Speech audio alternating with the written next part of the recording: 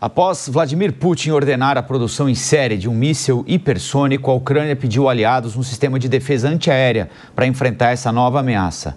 A gente vai conversar um pouco mais sobre esse assunto com o mestre em Relações Internacionais, Guilherme Câmara. Professor, muito bom dia, obrigado pela entrevista. Bom dia, Rafael, bom dia. Queria que o senhor dissesse para a gente o que é que essa decisão dos Estados Unidos, tomada aqui no Brasil, divulgada aqui no Brasil pelo presidente Biden, de permitir a utilização de mísseis de longo alcance no território russo, a consequente ameaça da Rússia de dizer o seguinte: se é assim, nós nos sentimos autorizados a atacar qualquer país que compõe a OTAN. O que é que tem de retórica aí e o que é que tem de fato em agravamento da guerra que daqui a alguns meses vai completar 3 anos, professor? Bom, em primeiro lugar, é porque a gente está falando pela primeira vez de mísseis que podem carregar ogivas nucleares, né? Esse é o grande perigo que a gente vê nessa situação, porque as armas nucleares, quando elas foram criadas e começaram a ser utilizadas na década de 40, 50, elas foram pensadas como objetos apenas de dissuasão, o que significa que elas foram utilizadas apenas numa retórica, elas foram idealizadas como uma retórica no sentido de defesa. Com exceção de Hiroshima e de Nagasaki, nunca foi utilizada uma arma nuclear propriamente dita contra um outro país. Então, quando o Vladimir Putin utiliza um míssil que tem ogivas, que tem a possibilidade de carregar ogivas nucleares, ele está escalando esse conflito, inclusive chegando esse conflito numa escala global.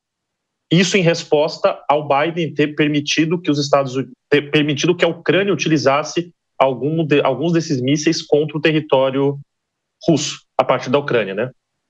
Professor, de que forma a guerra na Ucrânia tem impactado a ordem internacional, especialmente aí em relação às alianças políticas militares, como a OTAN, assim como Colombo disse, e a União Europeia também? Olha, o que a gente vê de mais perigoso e mais sensível nesse ponto é a eleição do Donald Trump. Por quê? Porque a gente lembra que ele é um político que sempre defendeu a retirada dos Estados Unidos de diversos organismos multilaterais. Ele, por exemplo, tirou os Estados Unidos da Organização Mundial da Saúde em plena pandemia. E ele no primeiro mandato chegou a reduzir, inclusive, o valor que os Estados Unidos pagam para a OTAN. E a gente sabe que a OTAN depende diretamente dos Estados Unidos. Então, agora, com a chegada dele novamente, a gente não sabe, por enquanto, como que isso vai impactar na OTAN. E essa guerra está relacionada diretamente à OTAN, que, para quem não sabe, é a Organização do Atlântico Norte, que é uma organização criada ainda na Guerra Fria, que era o Ocidente se protegendo contra possíveis ameaças da União Soviética. E a gente tem que lembrar que a União Soviética, a Rússia de hoje, se considera a herdeira daquela União Soviética.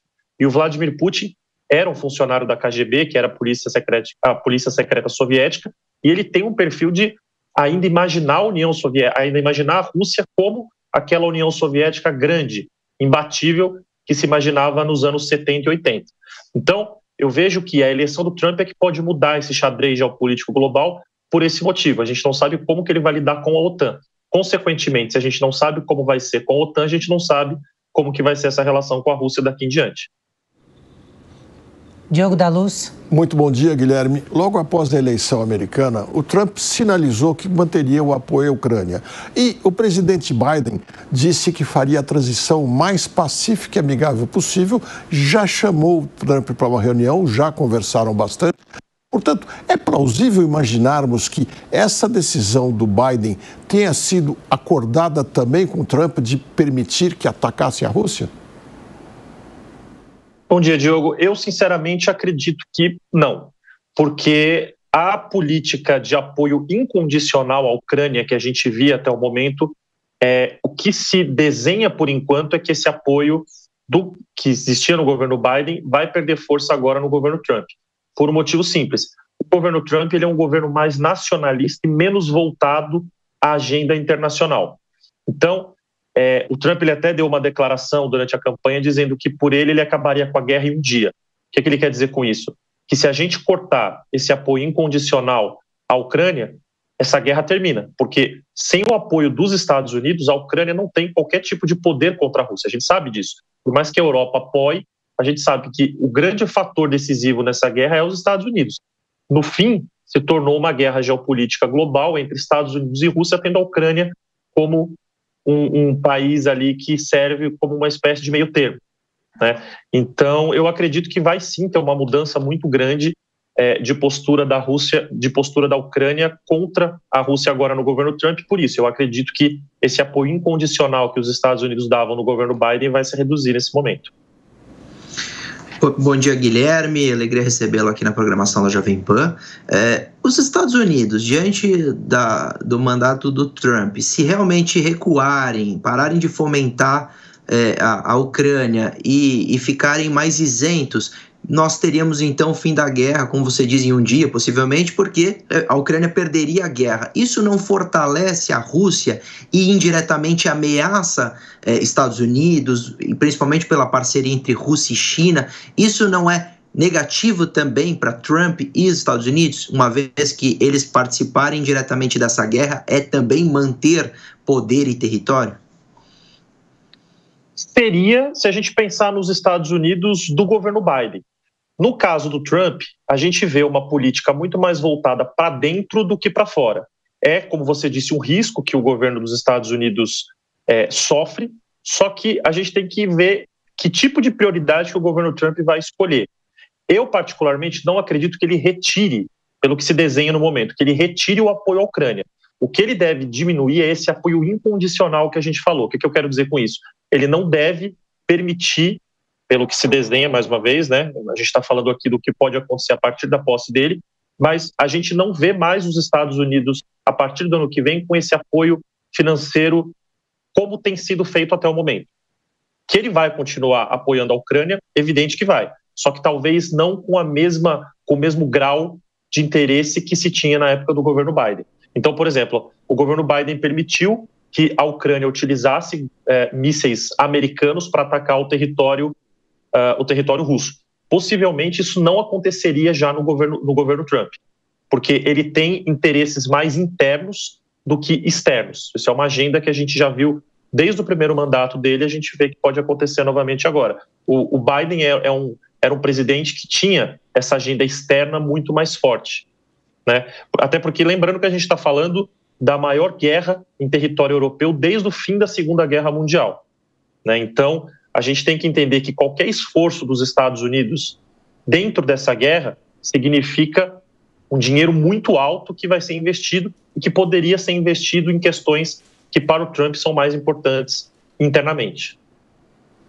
Guilherme, eu tenho aqui uma impressão muito forte de que uma bomba nuclear jogada pela Rússia é uma hipótese extremamente remota, se não de ser impossível. Porque se jogasse isso na Ucrânia, a terra se tornaria tóxica a região toda. Isso seria ruim para a Rússia, que quer anexar terreno. Você concorda com isso ou acha que existe risco? Eu concordo plenamente com você. Como eu falei, as armas nucleares elas foram pensadas como objetos de dissuasão. Então era aquela coisa, né? Na época da Guerra Fria, Estados Unidos e União Soviética discutiam quem tinha mais armas nucleares e que poderiam ser utilizadas numa eventual guerra nuclear. Então, por exemplo, a crise dos mísseis em Cuba em 1962 foi quando o mundo esteve mais próximo de uma guerra nuclear, mas não chegou a acontecer. Então, assim, eu concordo plenamente com você que a possibilidade de que a Rússia jogue uma bomba nuclear na Ucrânia é praticamente nula. Só que o fato de lançar um míssil que pode carregar uma ogiva nuclear, né, mesmo que este míssil não carregue esta ogiva, mas que pode carregar, isso tem um poder retórico muito grande. É como o próprio Vladimir Putin disse, isso é um recado ao Ocidente, um recado à Europa, um recado à OTAN, de que não apoie tão fortemente a Ucrânia, porque nós, Rússia, temos um poder muito grande de fazer uma destruição naquela região. Mas eu concordo com você que a Ucrânia, a Rússia não tem qualquer interesse em destruir o território ucraniano, porque, como você disse, é um território que eles querem anexar a sua zona de influência novamente. Um ponto histórico importante a se falar aqui é que a Ucrânia ela era considerada, na época da União Soviética, o chamado celeiro da Europa. Então, era um estado dentro da União Soviética, que fazia parte do regime soviético, e era um dos lugares onde mais se plantava, por exemplo, cereais, uma série de outros alimentos que abastecia a economia russa também. E o Vladimir Putin, a Rússia e particularmente o Vladimir Putin, eles nunca aceitaram, vamos chamar assim, nunca aceitaram que a Ucrânia se afastasse da sua zona de influência depois que a União Soviética caiu.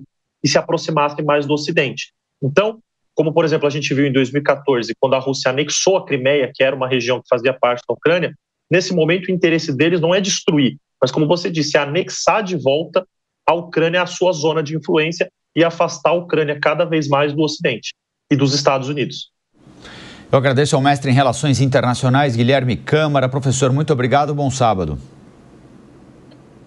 Agora 10 horas. A todos, bom sábado. Muito obrigado. 10 horas e 14 minutos. Repita. 10 e 14.